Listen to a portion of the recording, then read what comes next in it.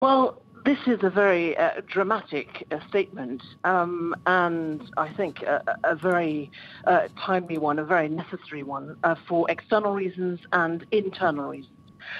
It's dramatic in the sense that a British Prime Minister very rarely makes live statements of this nature from Downing Street when it's not a press conference. And this was clearly a statement she and her team felt that they had to make very quickly. Why do I say it's important internally and externally? She has come back from Salzburg, by all intents and purposes, agreed here. She has seen, as her advisors will have seen, the press this morning, and the word that comes back again and again is humiliation.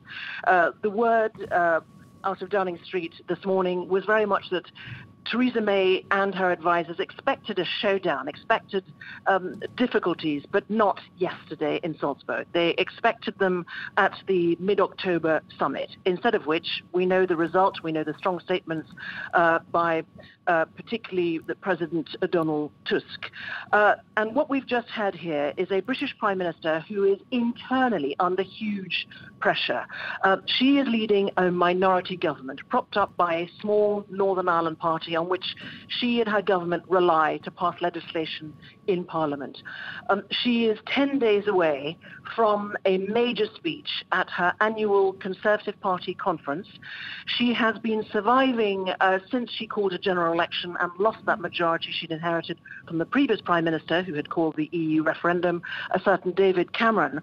And she has, with her Chequers deal, having lost her Brexit Secretary and David Davis, and then her Foreign Secretary, Boris Johnson, within 48 hours of that July Chequers so-called deal.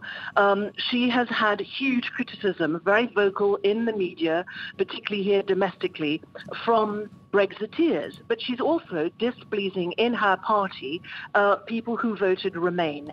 So this is a crucial time where she is clearly showing her resolve, clearly saying that serious negotiations need to be had, and explaining her version as to why she has conducted herself in the way that she has, and clearly sending a message both to her party, to this country, whether people are for Brexit or against Brexit, to the business community. We've just heard also a very important message to the 3 million EU citizens in this country of their rights being protected.